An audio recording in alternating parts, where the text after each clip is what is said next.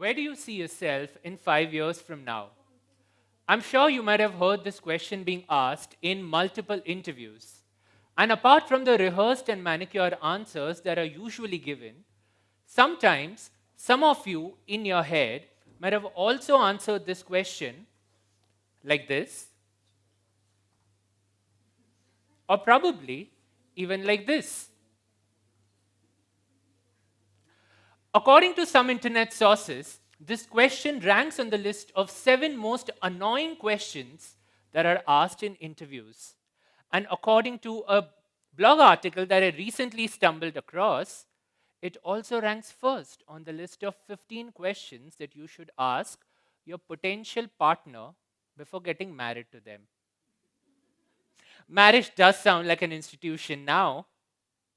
Well, but jokes aside, a substantial part of the answer to future facing questions like these depends on what our current narrative of ourselves allows us to dream of or envision about our future selves. So, what is a narrative? Narratives are stories that you carry and develop through your life. As you experience events and episodes, you give meaning to those experiences, and they in turn influence how you see yourself and the world around you. You can carry multiple stories at once about yourself, about your work, your relationships, the people around you, and the world in general. Our narratives give us our sense of personal identity. But a few questions worth considering here are: how much of our personal narrative and the stories that we tell ourselves and about ourselves is objective fact, and how much of it is fiction? Well, the formation and organization of memories is the central mechanism through which our narrative identity is constructed. But do we really retain and recall 100% of our memories in terms of its structure and content accurately? Or is the process more like Chinese whispers that you and your former selves play, where each time you reconstructed and retold the memory, something subtly got omitted, augmented, abstracted, or contaminated? Is it possible that you have selectively discounted certain parts of your memory because they remind you or they are an evidence of things that are in contrast to the dominant narrative that you have allowed to play out in your life so far? So let's take an example. Without getting into the root cause of it, let's assume that in the context of your adverse and probably traumatic life experiences, the dominant theme of your narrative developed to be: I am an unlovable person. People are exploitative by nature, and the world in general is an unsafe place. And that's why I have to be hyper vigilant and always on guard if I have to prevent myself from getting hurt.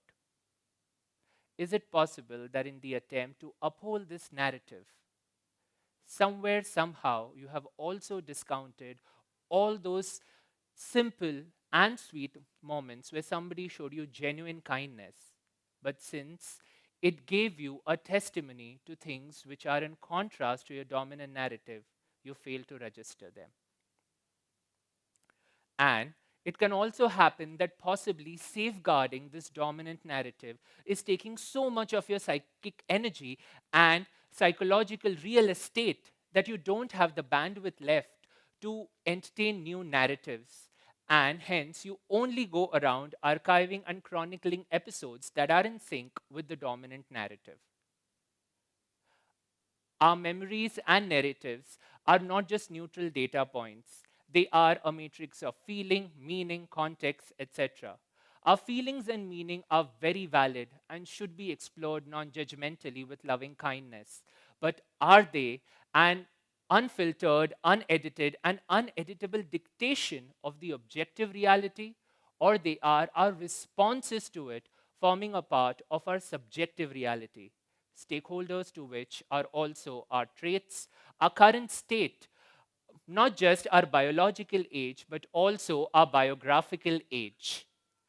Meaning is not objective to be found in the external world, but it is to be created by our own internal mental states. As said By Jean Paul Sartre, life has no meaning a priori. It is up to you to give it a meaning. And value is nothing but the meaning that you choose.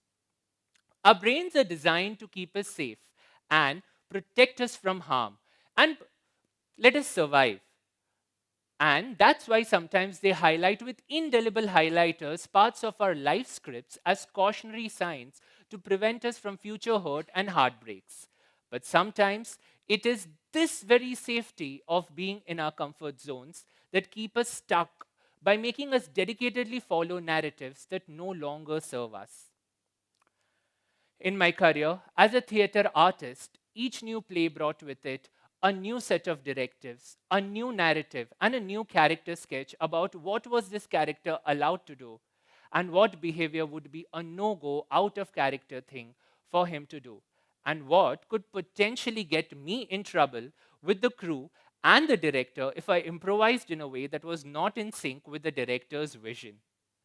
Quite interestingly, in my therapy room too, I have come across individuals who are so lethally loyal to their own set of narratives and character sketches, almost like fearing the flagellation of some invisible director, that they deny themselves the permission of acting out of character, thus ruminating and recycling the same experiences over and over again. And this is the reason why they feel stuck. Well, it is said that people have a hard time letting go of their suffering. Out of a fear of the unknown, they prefer suffering that is very familiar. It was said by Thich Nhat Hanh. So, what can be done in this case? So, instead of being an all immersed actor enmeshed in your narrative, stepping out, externalizing, and watching your narrative play out as if you are an observer might give you the much needed psychological distance required to deconstruct the narrative. Psychological flexibility is a skill acquired through taking calculated risks. But before you acquire that skill and before you can flex those muscles, sometimes what you might need is psychological safety, which can be provided to you by a trained therapist or probably a sort of a psychosocial support system that can hold a non judgmental space for you with unconditional positive regard and empathy. Discovering your demons and going out on a date with them implies coming face to face with the not so comfortable parts of yourself and having an honest to goodness adult conversation with them about their unmet needs, their fears, their patterns, their messages for you, and also their purpose of showing up. Is it protective, prohibitive, preventive, or proactive? And importantly, exploring your shadow. Um, we usually try to avoid our shadow because we are fearful of it. It is a common myth that the shadow contains only unpleasant and negative aspects of our being, but that could be farther from the truth. Our shadow sometimes contains what we call as the gold in our shadow bags. That is, the parts of ourselves, our strengths, our innate resources that we didn't know we had before. So let's take an example. Perhaps while doing your shadow work, you might realize that the reason why you hate that friend of yours so much is because you're envious of them. Envious not because you don't want them to have what they have, but envious because somewhere deep in your shadow, you too have similar talents and creativity that are raging to be explored and expressed, but somehow you have never given it the opportunity to because of your dominant fears or narratives. This awareness can be a life defining moment for change. The tricky space of letting go the old problem saturated narrative and adopting the new narrative and letting it play out in the proscenium of your mind can cause you initial discomfort because of the cognitive dissonance or the psychological stress that you might feel because of the change. You might find the compulsive need of going back to the old and the familiar narrative.